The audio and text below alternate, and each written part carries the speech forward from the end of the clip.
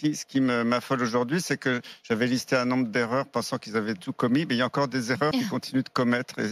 J'ai de quoi écrire un deuxième tome et c'est ça qui m'affole. Lesquelles? Quelles sont les erreurs commises en ce moment? Aujourd'hui, nous faire croire que l'épidémie progresse partout dans le monde alors que c'est faux, que l'épidémie régresse, que le virus a perdu de sa virulence, que la mortalité dans le monde entier est en train de baisser. En France, on est passé à moins de 10 décès par jour. On a eu un petit pic à un peu moins de 20 décès ces dernières semaines parce que tout le monde s'était rebrassé dans la population avec les vacances, mais ça repart à la baisse. Il y a quelques cas hospitalisés, c'est clair, j'en ai dans mon service, mais ils sont des cas moins sévères qu'il y a 3-4 mois. Donc on voit que le virus perd de sa virulence. Attends, pardon, je vous interromps là-dessus parce que c'est important.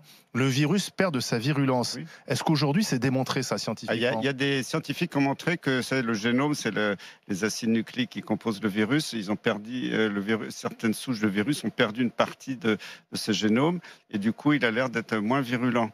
Alors maintenant, la plupart des cas qu'on voit, c'est des sujets jeunes en bonne santé qui ont très peu de symptômes. Il y a toujours quelques personnes très âgées qui font des formes un peu sévères, mais moins sévères qu'avant. Il y a encore quelques passages en réanimation, ça c'est vrai.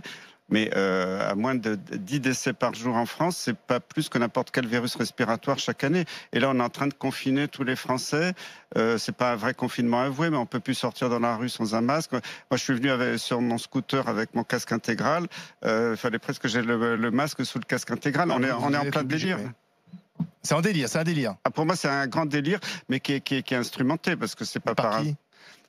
Par Big Pharma, je pense, et puis aussi les politiciens peut-être intéressent qu'il n'y ait plus de rassemblements dans la rue au mois de septembre-octobre alors qu'il y avait des grandes manifestations annoncées, parce que là, la police va pouvoir réprimer tout rassemblement. On l'a vu ces derniers jours.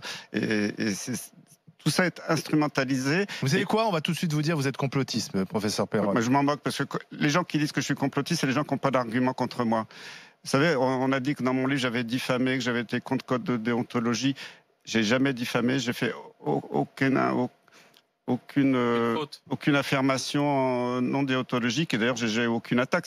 Si j'avais diffamé, l'Élysée m'aurait déjà attaqué en diffamation. Donc moi, je suis très tranquille parce que je dis la vérité. Et la vérité, elle dérange, c'est tout.